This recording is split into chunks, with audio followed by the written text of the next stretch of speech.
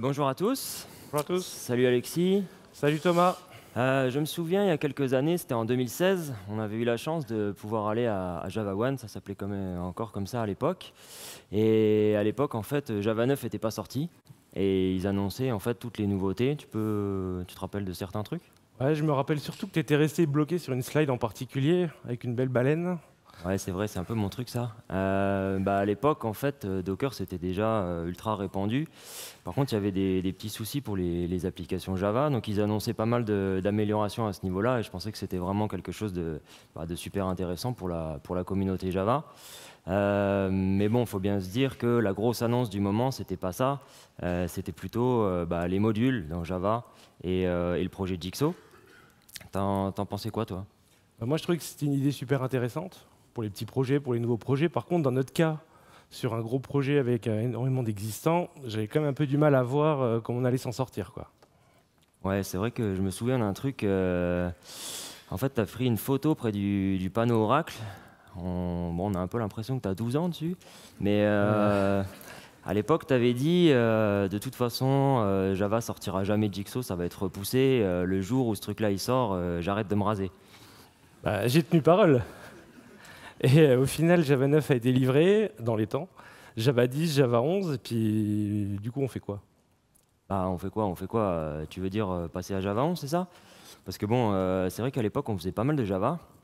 Mais depuis, toi, tu fais un peu de Réunion, puis tu fais même du JS maintenant. Toi, tu fais du Groovy. C'est vrai que je fais un peu plus de Groovy. Qu'est-ce qu'on va faire du coup? On passe à Java, on passe à Kotlin, on fait quoi Notre job au quotidien, c'est quand même du Java. On a quand même un gros socle de plus de 3 millions de lignes de code écrits en Java. Java 8 depuis 2015, et puis toute une partie, un peu de front, hein, comme d'habitude. Au niveau du poste de dev, pour vous resituer tout le contexte de ce qu'on fait, on a un projet qui est migré sous Git depuis 2011, donc ça commence à dater un peu.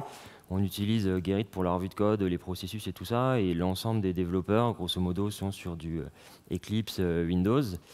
Et à côté de ça, on build l'application avec du Maven. Donc à l'époque, on était en Maven 3.3, donc chose assez classique.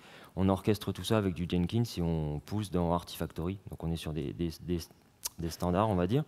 Au niveau du serveur d'application, on a deux targets, on va dire. Notre appli se déploie soit sur du WebLogic, soit sur une solution basée sur Tomcat 8 à l'époque. Et l'environnement d'exécution chez les clients, c'est tout du Red Hat Enterprise et c'est connecté à une base de données Oracle. Voilà pour le truc. Ah oui, puis il y a des conteneurs aussi, c'est vrai. Donc on met des conteneurs un petit peu partout. Dans l'environnement de build, on a essayé d'isoler tout ça, d'avoir une bonne scalabilité. Et puis forcément, on commence à distribuer aussi un peu le produit sous forme d'image Docker. Et tout ça pourquoi? Tout ça pour... donc nous, on travaille chez eFluid. C'est un éditeur de logiciels dans le domaine de l'énergie. On a à peu près 100 développeurs. Et le projet, il a démarré en 2003. Donc avec, à l'époque, Java 1.4. Donc on dit gros projet, c'est aussi pour ça. Et on est basé à Metz, donc je vous ai mis quelques petites photos de cette magnifique ville pour ceux qui ne connaissent pas. Ensuite, à côté de ça, donc, il y a le contexte Java. Donc on a eu la période Java 5, Java 6, Java 7, et puis maintenant la période Java 8, 9, 10 avec ce concept de LTS, cette accélération un peu dans la livraison. Et demain, à l'avenir, c'est Java 12, 13, 14 et autres, tous les 6 mois des nouveautés, tous les 6 mois des évolutions. Et on a mis le parallèle entre, d'un côté, nous, eFluid, d'un côté, le monde Java.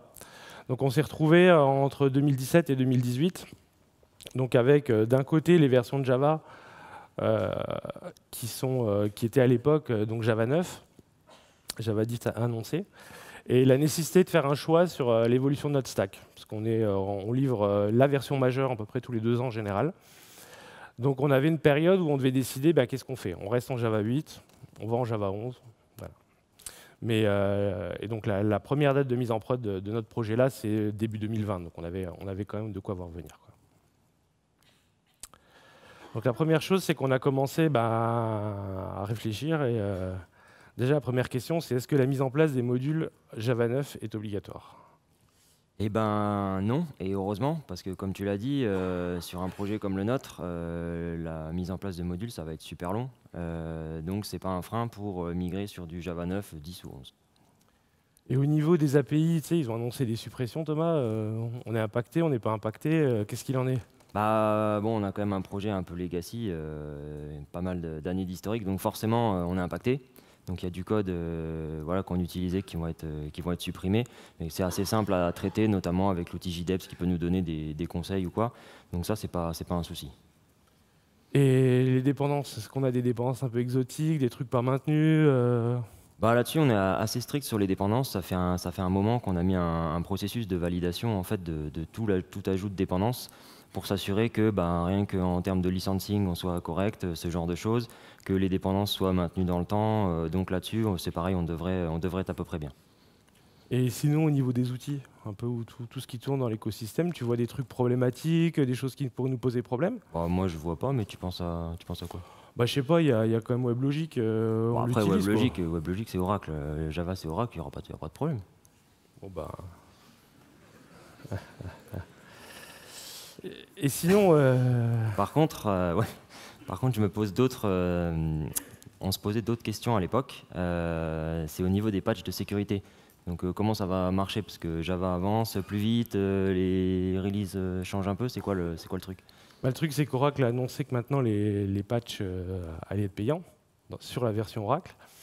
Par contre, entre Java 8 et Java 11, bon, il y a quand même du monde derrière, il y a pas mal de monde qui annonce sa distribution. Donc je pense qu'en Java 8, on trouvera certainement quelque chose. Par contre, en Java 11, on a peut-être un peu plus de chances d'avoir des patchs, j'ai envie de dire, gratuits ou facilement récupérables. Ok. Et sinon, pour toi, c'est quoi les bénéfices de passer à Java 11? Bah, comme d'habitude pour les développeurs, hein, les petites nouveautés, ça fait toujours plaisir d'être sur la dernière version du langage. Il y a aussi des améliorations de performance. On parle de compact string, on a une appli de gestion, donc on devrait avoir des gains. On a aussi des niveaux sécurité. C'est très bien qu'il y a des personnes qui sont toujours un peu à cheval, dernière version. Donc je pense que c'est pas mal aussi d'avoir un produit qui est sur la dernière version. C'est toujours confortable, quoi. Ouais, donc en gros, ça vaudrait le coup, mais si on pouvait pas, ce serait quoi les risques ou les inconvénients du coup de rester en Java 8? Bah, pour nous, c'est au niveau du timing. On a une appli qui va en production 2020 à peu près. Ouais, elle va rester quand même une paire d'années en production, c'est pas trop. Donc plus on est dans la dernière version, c'est quand même mieux. Et puis ça veut dire que si on ne fait pas le saut cette fois-ci, ben, la fois prochaine, on va jusqu'à Java 17. Ouais, ça va commencer à faire beaucoup. Effectivement, donc à l'époque, on avait le choix, hein. Soit on restait encore un peu sur du Java 8, enfin quand je dis encore un peu, c'est encore longtemps en réalité, soit on franchissait le pas et du coup on a fait quoi? On a suivi le mouvement ou... Ben, suivre le mouvement, oui. Je pense que c'est toujours bien de le suivre. Et puis go pour Java 11. Par contre, on a suivi le mouvement de manière, je dirais, progressive. Donc ce qu'on a fait, c'est que dès que la Java 10 était disponible, on l'a passé en développe donc sur Java 10. Donc là, on était en mars 2018. Et ensuite, en septembre 2018, ben, dès que Java 11 est sorti, on a repassé le projet en Java 11, quoi. Donc là-dessus, on s'est posé une première question sur la formation. Qu'est-ce qu'on fait? Est-ce que on se lance dans un programme comme on a pu le faire par le passé? Il y a sur une première partie, sur tout ce qui est outillage, dépendance, info. Donc là, on n'a rien fait de particulier là-dessus. Par contre, il y a de la doc en ligne qui est disponible et qui est vraiment bien faite. Je vous ai mis notamment le lien là vers Oracle. Le site, il est vraiment détaillé. Les différents cas qui peuvent se présenter sont bien détaillés. Donc pour nous, c'était suffisant. Après, on s'est posé la question sur la partie évolution du langage. Est-ce qu'il y a nécessité de faire un gros effort? Donc comme je l'ai dit, en Java 8, on avait fait un gros effort. Donc on avait fait une formation avec notamment un certain José Pomar.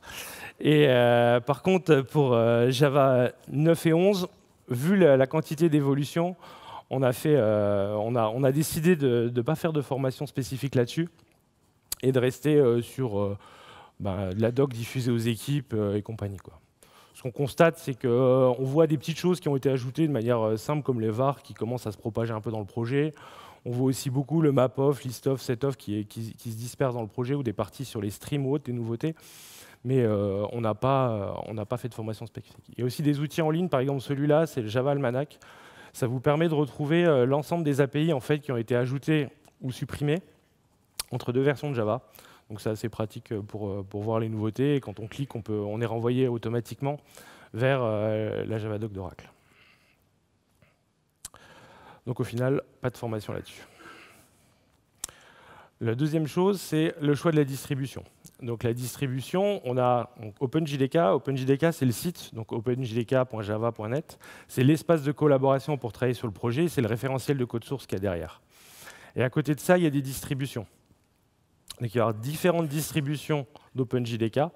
On va avoir d'un côté la Oracle OpenJDK 11, donc celle que vous pouvez récupérer maintenant sur jdk.java.net. Et il y a la Oracle JDK 11. Donc celle-ci, c'est celle qui a un support commercial et qui est disponible que via le site d'Oracle. C'était l'ancien emplacement où on allait chercher la JDK, donc là, ça a un tout petit peu changé là-dessus. Et à côté de ça, on peut trouver d'autres distributions, donc par exemple Adopt OpenJDK.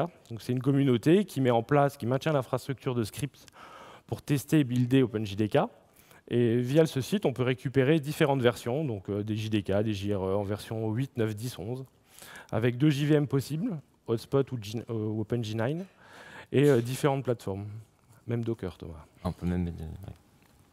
Et à côté de ça, on en a d'autres. On va avoir la version Oracle, la version Amazon, SAP, Azul, Alibaba ou d'autres. Donc là, par contre, il a fallu faire un choix pour savoir, nous, qu'est-ce qu'on faisait par rapport à ça, parce qu'on manque un peu de recul. Qu'est-ce qu'on fait on se lance dans quoi? C'est vrai qu'on s'est encore posé des questions à ce moment-là. Notamment, est-ce que les API elles sont identiques dans toutes les distributions? Donc ça, on pense quand même que oui, que personne ne va aller toucher à l'API parce que sinon, forcément, il n'y a plus grand-chose qui va marcher. Donc là-dessus, a priori, ça devrait aller. Et après, est-ce que le code il va dériver entre différentes distributions? Par exemple, au niveau performance, est-ce que la distribution Amazon, elle ne va pas avoir les petits patchs qui les arrangent? Est-ce que la distribution Alibaba, elle va avoir aussi quelques patchs ou ajouts qui les arrangent? C'est une bonne question. Une autre question qu'on se pose aussi, c'est au niveau du contenu global des distributions de JDK, est-ce qu'on aura la même chose? Donc notamment, est-ce qu'il y aura JavaFX ou les outils comme Java Admission Control? Est-ce qu'ils seront dans toutes les distributions? Et on voit par exemple, comme tu dis, tu parles d'Alibaba, ils ont annoncé récemment qu'ils sortaient une distribution et il y a des options spécifiques de la JVM dedans, par exemple. Donc certains vont avoir peut-être des options comme ça que d'autres n'auront pas. Ça peut aussi faire partie du coup du choix de cette distribution. Et puis aussi, ça sera le rythme. À quel rythme seront disponibles les patchs, les distributions, comment elles seront livrées? C'est quand même une vaste question, quoi. Donc notre choix là-dessus, donc en juin 2018, on est resté sur Oracle OpenJDK, donc la version qui est disponible sur jdk.java.net. Et en avril, donc on est toujours inchangé là-dessus. Et on est en attente de voir comment ça va être géré les patchs, comment ça va se passer derrière. Ouais, c'est vrai qu'on manque encore un peu de recul, même si ça a avancé. Maintenant, il y a Java 12, donc ça va continuer d'avancer. On va avoir un peu de retour là-dessus. Une opportunité pour nous, mais ça dépend du contexte, c'est que, comme je vous disais, tous nos clients tournent sur du Red Hat Entreprise. Et avec ce genre de licence, en fait, on peut avoir l'OpenJDK de Red Hat qui est dedans. Donc ça peut être une opportunité de dire qu'on va basculer sur l'OpenJDK de Red Hat. Par contre, des fois, c'est un peu couplé avec la distribution Linux. Donc peut-être qu'il va falloir faire des upgrades en même temps, ce genre de truc. Donc il va falloir qu'on réfléchisse à la question, quoi. Et la question reste ouverte. Voilà, donc ce qui nous amène à la suite. Donc on a fait notre choix de distribution. On est parti donc sur du Oracle OpenJDK. Et puis on a commencé à vouloir builder l'application. Hein. C'est la base de la migration. Donc comme je disais, les outils qu'on utilisait, donc assez standards, Maven et tout ça. On a commencé déjà par se dire on va essayer de prévenir les problèmes, on va mettre tout à jour. Donc à l'époque, ce qu'on a fait, c'est monter Maven, du coup, dans la dernière version qui était dispo, la version 3.5, et puis tout l'écosystème de plugins, on va dire Maven officiel, en version 3 quelque chose, qui étaient ceux qui, donc du coup, supportaient tout ce qui était Java au-dessus de 9. Et puis, pour le Maven Compiler plugin, donc celui-là, pour Java 11, il faut la version 3.8.0. Et il faut faire aussi attention dans les fichiers de build, s'il y a des références à tools.jar, parce que ça n'existe plus dans le JDK, ce genre de truc. Donc forcément, ça fait péter le build. Donc nous, on l'a enlevé, et puis du coup, ça a continué de marcher, donc c'est que ça ne devait pas servir à grand-chose.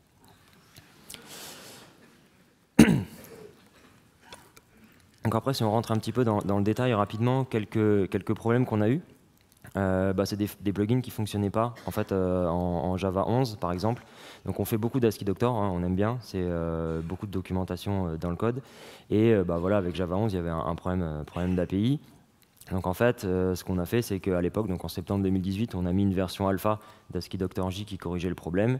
Et puis aujourd'hui, tout est réalisé. Donc c'est ASCII Dr J 1.6.2 qui est intégré dans ASCII Dr Maven Plugin 1.6.0.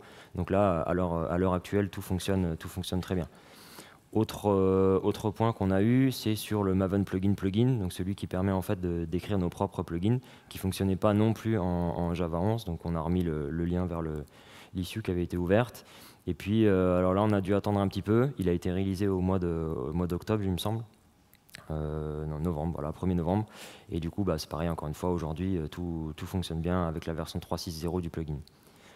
On a d'autres choses aussi, mais c'est plutôt du warning. En fait, c'est pas vraiment des problèmes. C'est que, alors comme il disait, on fait beaucoup de Groovy, hein, donc on en fait aussi via du Maven. On est complètement fou. Et puis, on a des messages comme ça en fait dans la stack de warning illegal access. Donc c'est dû aux API que Oracle essaye de refermer dans le temps. Et pour l'instant, ça affiche que des warnings.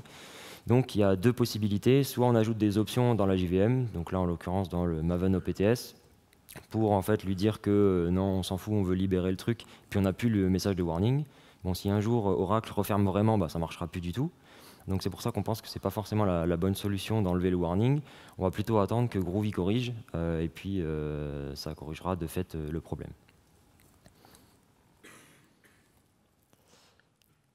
L'étape d'après, c'est de monter les dépendances donc, qui sont dans notre projet. Donc en fait, depuis un moment, on a développé un petit outil en interne qu'on a appelé Control Bytecode, parce qu'on n'était pas très inspiré. Et l'idée, en fait, par contre, ça parle assez bien, c'est de contrôler vraiment au niveau du bytecode que tout fonctionne bien. Donc c'est-à-dire qu'au niveau compilation, c'est assez facile. On met nos dépendances transitives, on compile, soit ça marche pas. Ça se voit bien. Par contre, au runtime, on ne sait pas. Il peut manquer des dépendances qu'on n'avait pas vues. Et on ne s'en rend pas bien compte. Donc cet outil-là, c'est un outil qui fonctionne en JUnit. On lance les tests, il y a une petite configuration à faire. Et puis, en fait, il va aller scanner et vérifier que tous les appels qu'on a dans le code, tous les appels de méthodes, arrivent bien sur des méthodes qui existent dans les dépendances. D'accord ? Et là, il va du coup instancier les classes. Et là, l'erreur qu'on voit à l'écran, c'est déjà une erreur d'instanciation. Il n'arrive même pas à instancier la classe parce qu'il lui manque en fait des dépendances. Et donc là, en l'occurrence, c'était une dépendance pour les tests, mais ça peut être autre chose. Donc ça nous a déjà bien servi.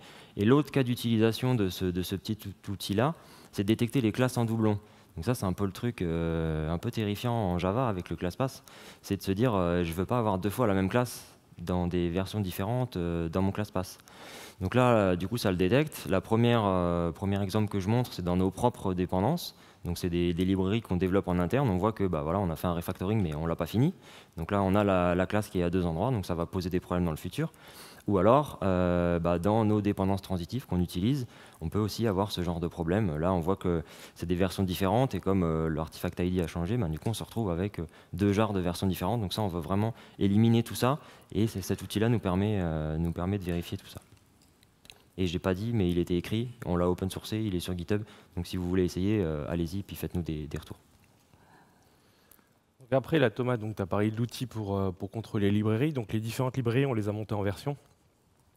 Donc on a eu d'abord Jaxby, donc comme annoncé, donc il est sorti du JDK, donc là un petit ajout de dépendance Maven et puis ça passe bien. Après on travaille avec CXF, donc on a pas mal de code qui s'appuie sur CXF et qui utilise notamment le code gen. Et là à l'exécution, on a un failure parce qu'il n'était pas compatible. Par contre l'équipe CXF est assez réactive, donc ils avaient corrigé le problème. Donc ils l'ont corrigé même en septembre, donc très tôt. Par contre, c'était disponible dans la prochaine version majeure, donc la 3.3.0, qui est sortie uniquement en janvier. Donc là, depuis septembre, ce qu'on a fait, c'est qu'on est passé on s'est pris une version de snapshot à nous et on est resté sur la snapshot le temps que l'équipe CXF livre cette version, quoi. Donc ensuite, au niveau des librairies de test, donc nous on fait du JUnit, on était en version 4, on est resté en version 4, on a simplement fait une upgrade mineure, ça fonctionne bien avec Java 8 et avec Java 11. On n'a pas voulu faire de migration V5 parce qu'en fait on n'a pas voulu corréler les deux parce que c'était pas nécessaire, donc on fera ça dans un second temps. On l'utilise aussi à CRG, on l'utilise beaucoup. Donc là, c'est pareil, on a simplement fait une montée de version, mais ça fonctionnait déjà. Donc là, il n'y a pas de problème par rapport à ça. Et Mockito, on était en Mockito 1, donc qui fonctionnait aussi avec Java 11, mais le support en fait est meilleur dans la version 2. Donc la version 2 a un meilleur support même déjà de Java 8. Donc on s'est dit qu'il était quand même temps de migrer, surtout que la version 1, en gros, elle est en fin de vie. Comme voilà, notre projet il est quand même des cycles de développement assez longs, on s'est dit qu'il était temps de migrer. Donc on a fait une passe de migration qui était, voilà, elle n'était pas gratuite, mais elle nous semblait nécessaire. Puis après, il y a les problèmes. Alors, on avait du PowerMock. Et donc en fait, ça s'est mal passé, donc ça ne fonctionnait pas du tout. Et ce qu'on a fait, c'est qu'on a été regarder sur le projet. En fait, on se rend compte que le projet, pareil, il est aussi en fin de vie. Le mainteneur a plus le temps de le faire évoluer. Donc là, on était un peu embêtés. La chance qu'on a eue, c'est que ça faisait pas très longtemps qu'on avait mis PowerMock, donc on n'avait pas tant de tests que ça qui étaient basés dessus. Et du coup, on a tout supprimé. On n'avait pas d'autre solution. On ne voulait pas se lancer dans l'aventure de reprendre ce projet à notre compte ou quoi. C'était trop gros. On contribue déjà à plein d'autres projets. Là, il fallait faire un choix, donc on a préféré le supprimer. En plus, on pense que l'utiliser, ça va. Alors bon, outre les faux positifs des fois, ça entraîne l'équipe de dev à utiliser des mauvais patterns, à avoir du code smell, etc. Donc on s'est dit que voilà. Tout ça faisait qu'il valait mieux qu'on le supprime. Et après, on a eu un autre souci avec la librairie Reflection, qu'on utilisait aussi pas mal dans les tests pour connaître toutes les classes filles d'une classe ou d'une interface ou ce genre de choses. Et là, pareil, ça ne fonctionnait pas. Et le projet est aussi mort, donc il n'évolue plus. Donc là, on a réussi à trouver en fait un projet remplaçant qui s'appelle ClassGraph, qui lui évolue beaucoup, a un très bon support du coup de Java 11. Il fonctionne un peu différemment, donc il nécessite un peu de tuning, mais pour le coup, on a réussi à le remplacer à l'identique et ça s'est bien passé. Donc après la partie librairie, la partie IDE. Donc nous, on utilise Eclipse. À l'époque, donc Oxygène, avec un plugin qui s'appelle M2 Eclipse-Webby. Donc c'est un truc pas très connu, sauf que nous, sur la grosse appli, on l'utilise à la place de WTP. Et on contribue d'ailleurs on contribuait et puis on le maintenait parce que c'est vraiment un truc qui nous allait bien pour notre cas d'usage. Et nous, on construit un Eclipse donc packagé qu'on diffuse aux équipes de dev avec l'ensemble des règles et l'ensemble des trucs. Et donc là, au mois de mars, du coup, on était déjà passé en Java 10. Donc là, on essaye Eclipse, ça se passe bien. Pas de souci particulier, la version elle marche.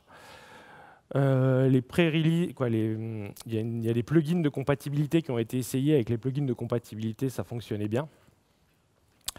Mais par contre, au moment de la livraison de la version 2018-9, donc en septembre, au moment de sortie de Java 11, la version officielle qui était disponible sur le dépôt, elle ne marchait pas. Donc par chance, il y a une personne de l'équipe qui avait récupéré une version qui est sortie dans les quelques minutes après la sortie qui, elle, passait. Donc, on ne sait pas pourquoi, mais en fait, c'est une pré-version. Celle-ci, elle passait bien. Donc dans l'équipe de dev, on avait soit des personnes avec cette version, soit on pouvait utiliser le plugin de compatibilité qui marchait bien, quoi. Par contre, on a eu quelques soucis, donc qui n'étaient pas liés à JDK 11 directement, mais liés à Eclipse. Mais comme on était obligé d'utiliser cette version pour faire du JDK 11, du coup, voilà. C'est des grosses lenteurs d'indexation dans Eclipse, plusieurs dizaines de minutes, et en plus, c'est une indexation qui est bloquante. Donc ça veut dire que voilà, plusieurs fois par jour, on est complètement bloqué pendant une demi-heure. Donc ça, c'était pas terrible. Et des surcharges mémoire, qu'on avait déjà eu avant, mais là, c'était encore plus. Pour le coup, on n'a rien trouvé pareil en correctif sur Internet. Il y a pas mal d'issues ouvertes, mais elles n'avancent pas des masses. Donc on a essayé un espace disque en RAM, mais ça n'a pas trop marché. Et il y a un développeur à un moment qui en a eu marre, qui a été regarder le code du plugin et qui a rajouté une petite map pour faire un cache d'IO sur la lecture en fait, des dépendances du projet. Et du coup, ça a amélioré vraiment beaucoup les choses. Donc là, on était assez satisfait. Par contre, voilà, pour soumettre du code de ce genre-là, on va plutôt essayer de soumettre l'idée parce que je pense que sinon, on va se faire jeter. Avec Eclipse, on a eu aussi quelques petits soucis mais, sur des erreurs d'import, des imports étoiles de certaines classes en particulier qu'il n'aime pas. Donc là, on est obligé de repasser classe par classe pour pouvoir les importer. Il y a celle-ci et il y en a une autre qu'on a eu un peu plus récemment, Après, on n'a pas la raison. On a fait le boulot, puis c'est tout. On a eu un autre souci avec un connecteur Build Helper Maven Plugin qui fonctionne plus du tout, qui est plus maintenu. Et du coup, bah, voilà, en fait, tous nos tests d'intégration, nous, ils étaient mis dans des dossiers à part et on les gérait comme ça. Donc bah, là, pour corriger, vu que c'est pareil, le truc fonctionnait plus, bah, en fait, on est revenu dans des conventions plus standards Maven avec un seul dossier de test et on a séparé en fait les tests d'intégration via des règles de nommage. Donc bah, c'est pareil, ça a généré un peu de boulot, mais on est revenu dans quelque chose de plus standard. À côté de ça, on utilise aussi Sonar. Donc, on a le plugin voilà, SonarLint dans Eclipse ou quoi qui fonctionnait bien. Par contre, côté SonarCube, donc on l'avait en version 4. Ben, en fait, en JDK 10.11, les règles elles fonctionnaient plus. Sauf qu'on s'en est pas rendu compte parce que bah, ça générait plus d'erreurs. Et donc, du coup, dans les cas-là, bah, l'équipe de dev, ils le disent pas. Voilà. Donc, voilà. Et puis bah, quand on s'en est rendu compte, on l'a corrigé, on a mis à jour Sonar et puis ça fonctionnait bien. Et du coup après les développeurs bah, ils ont râlé parce que ça continuait de générer des erreurs, quoi. Sinon, autre sujet, c'est donc le runtime, la target de déploiement de notre application. Donc, comme je l'ai dit, on a une solution en fait basée sur Tomcat qu'on a appelée Embedded dans le sens où bah, le client, lui, il a juste Red Hat installé, et puis nous, on amène tout le paquet, donc toute l'application avec avec Tomcat, les dépendances, Java et un peu de Maven pour faire de la préconfiguration au démarrage. Et puis on lui donne tout ça. Donc en fait, quand on est passé à Java 11, on en a profité pour mettre Tomcat 9. Ça se passait bien, il n'y a pas eu de souci. Et donc l'étape d'après, bah, c'était de migrer la partie WebLogic. Donc du coup, bah, c'est ce qu'on a fait. En fait, on a pris WebLogic, on l'a démarré, donc on n'a pas mis d'appli dedans, hein. On l'a juste démarré. Et boum, voilà. Ça démarre pas. Donc du coup, même sans application, voilà. Donc là, à l'époque, c'était du Java 10. Hein, le serveur démarrait pas du tout. Donc dans les cas-là, on fait quoi? Dans le cas-là, déjà, on croise les doigts, puis on réessaye une deuxième fois quand on reboot le serveur, tout le bazar, et puis on tente, quoi. Allez. Ça marche pas mieux. Aïe. Ouais. Un peu embêté là, non? Ouais, on est un peu embêté, ouais. Un peu embêté. Donc là, on a été un peu... Bon, bah, du coup, on a été regarder sur Internet hein, quand est-ce qu'on allait avoir une version qui allait fonctionner. Et puis, on n'a rien trouvé. Donc, on s'est dit, c'est bizarre.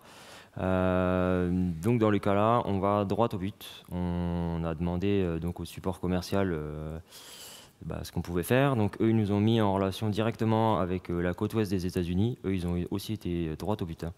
Avec des équipes techniques donc en charge de WebLogic, et puis on a fait une petite conf call et on a discuté. Alors le début de la conf déjà c'était pourquoi vous faites ça? Pourquoi vous migrez en Java 10?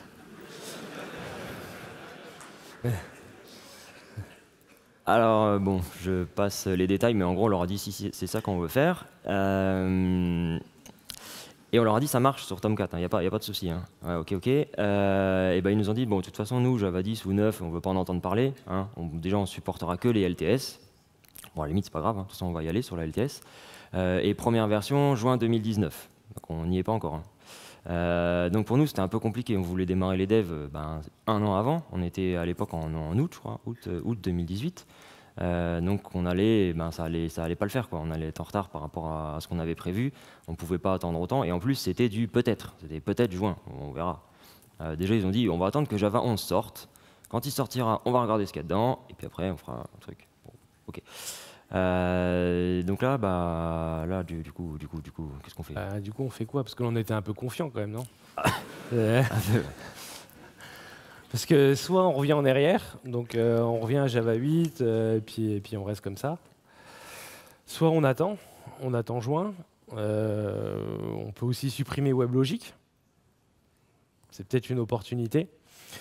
Mais bon, ce qui est quand même positif, c'est que nous, on a la première mise en prod, c'est 2020. Ouais. C'est début 2020 sur cette version-là du produit. C'est vrai. Donc on a un peu le temps, quoi. Après, WebLogic, c'est vrai que c'est déjà une source de divergence chez nous entre le dev et la prod. Tous les développeurs, les postes de dev sont sur Tomcat, et Weblo, c'est uniquement quand ça se passe pas bien. Et en plus, dans WebLogic, il y a le fameux fichier WebLogic application.xml, Ouais, là où en gros on bien lui sûr. dit bon, tes jars c'est bien beau, mais prends les miennes, quoi. Ouais. Bah, c'est ça qui est un peu problématique, c'est que nous, en fait, on package tout, on a tous les jars, toutes les dépendances qu'on veut, puis après on arrive dans le serveur qui, lui, a tout, mais en fait, on veut rien de ce qu'il a. Alors, ouais. Après, on avait quand même un truc, c'est qu'on a, tu te rappelles, on a fait une petite étude Ouais, on l'a bien senti, le coup, là. en 2017. Donc on connaissait notre adhérence à WebLogic. On savait ce qui manquait dans notre produit par rapport à Weblo. Il nous manquait certains aspects sur la partie JMS, sur des parties sécurité ou exploitation. En fait, parce que les clients qui utilisent les deux solutions n'ont pas les mêmes besoins. Donc du coup, c'est pour ça qu'il y avait l'autre partie du produit n'avait pas toutes les fonctionnalités, quoi. Donc du coup, il y a quand même il y a peut-être un intérêt à compléter notre solution If Embedded, quoi. Bah ouais, effectivement, parce voilà, il y avait beaucoup de travaux qui avaient été faits via Weblo pour de la sécurité ou pour ce genre de choses ou pour de l'exploitation. Bah ça, forcément, ça va intéresser tout le monde au final. Si on améliore la sécurité dans le produit, bah, les autres vont en bénéficier gratuitement. Donc on ne va pas faire au final un travail pour rien. Du coup, on trouvait ça assez intéressant, malgré tout, pour le produit de saisir cette opportunité. Et ça va simplifier les devs, quoi. On n'aura plus qu'une seule target et pas deux targets, quoi. En plus, ouais. Donc du coup, ce qu'on a fait, c'est que dès la fin de l'année dernière, on a attaqué, donc on a complété la solution comme on l'a dit, donc on a commencé le travail. Le travail n'est pas fini, on travaille toujours dessus, c'est quand même assez lourd, les différences qu'on a à combler, donc on travaille toujours dessus et on a toujours la porte de sortie au cas où de revenir sur du WebLogic comme la mise en prod est qu'en 2020. On ferait grosse bascule, bon, ça serait un peu chaud, donc on va plutôt rester sur notre première idée, mais voilà, on sait jamais, quoi. Donc dans cette préparation, ce qu'on s'est dit aussi, c'est qu'on allait peut-être préparer encore plus loin, parce que du coup, voilà, on a Java 11, mais maintenant Java évolue plus vite, donc il faut aussi qu'on regarde qu'est-ce qu'on fait par rapport à tout ça. Et donc ce qu'on a commencé par faire, c'est ajouter des règles au niveau du développement, en fait, déjà par rapport au split package. Donc, on n'a pas mis en œuvre Jigsaw pour l'instant, mais c'est quelque chose que voilà, on y pense. En tout cas, on pense à la modularité. On pense qu'il faut vraiment qu'on s'améliore là-dessus. Et du coup, via les revues de code, en fait, maintenant, tout ce qui est split package, on l'interdit et on privilégie toujours les solutions qui sont plus modulaires que ce qu'on faisait avant. Donc, en gros, c'est de l'évangélisme dans les équipes pour préparer de futures peut-être migrations ou au moins arriver à plus de modularité dans le code. Ce qu'on va faire aussi, c'est qu'on va faire des compilations plus régulières du code avec les versions de Java qui vont être mises à jour. Il y a des choses qu'on peut du coup anticiper, préparer avant, notamment sur les suppressions d'API. Si on est concerné, on peut les corriger avant que Java soit vraiment, qu'on fasse vraiment la migration. Donc ça, c'est des choses pareilles qui nous intéressent aussi. Tout ce qu'on peut anticiper, on va le faire. Et la mise en place de modules, on pourra la faire sur potentiellement des nouveaux projets, des projets plus petits. Et d'ailleurs, il y a même un outil pour préparer cette modularité. Effectivement, c'est un outil qu'on a découvert il n'y a pas très longtemps.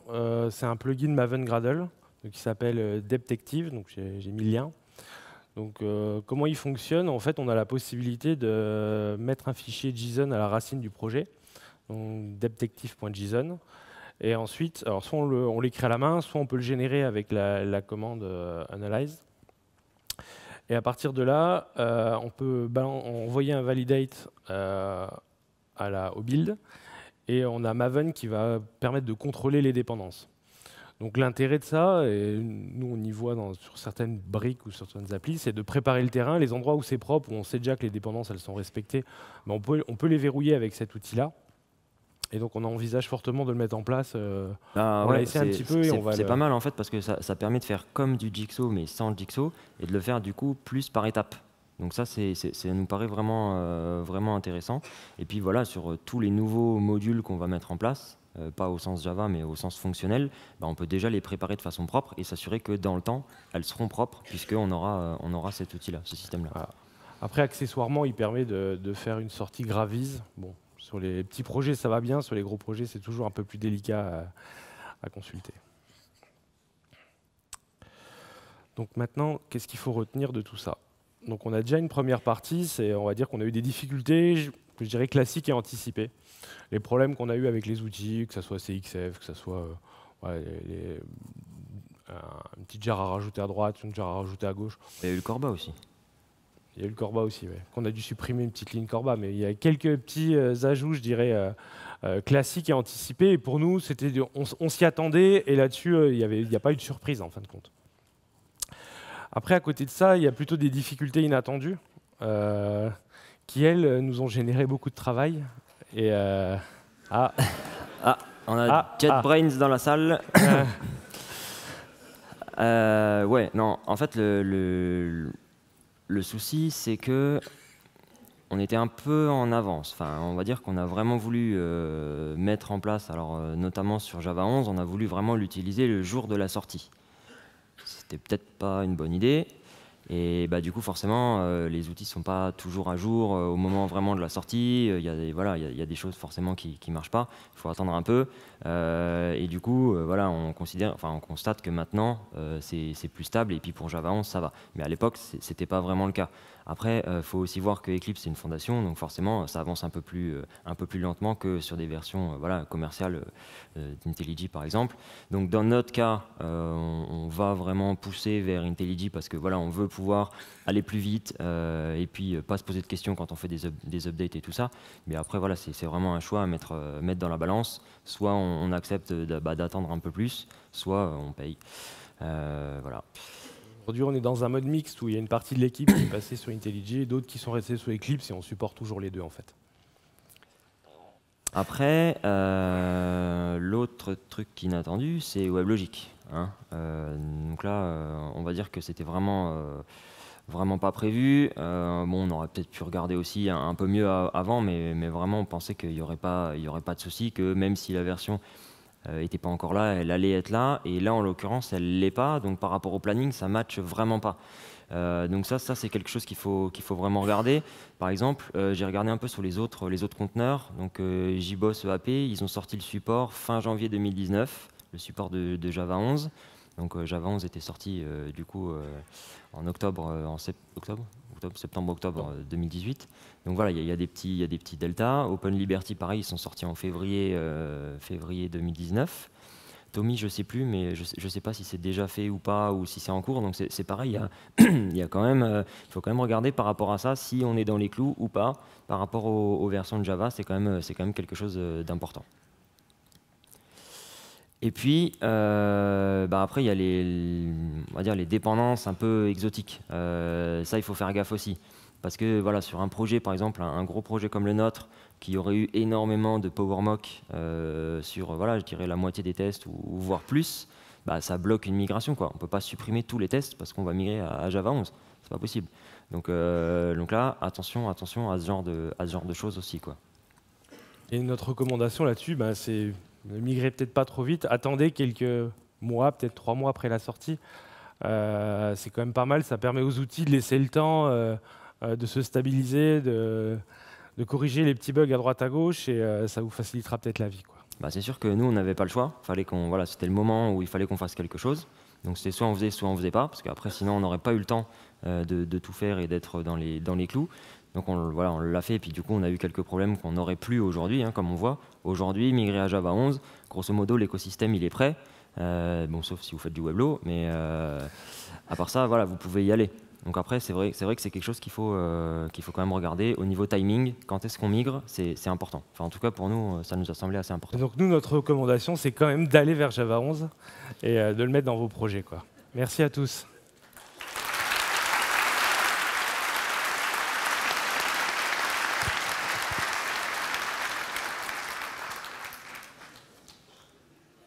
Ouais. S'il y a des questions. Oui.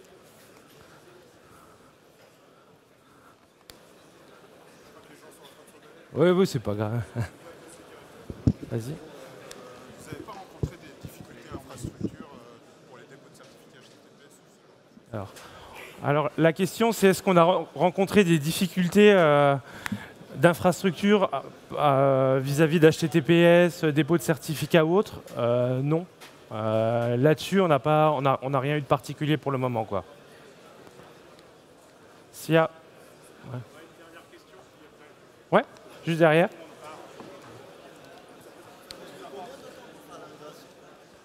Alors, la question, c'est on a mis combien de temps pour faire la migration?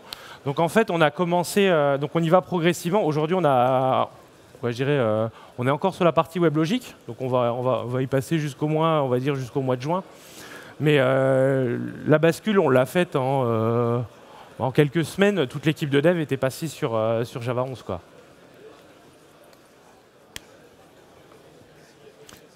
Donc on s'arrête. S'il y a des questions, n'hésitez pas à venir nous voir.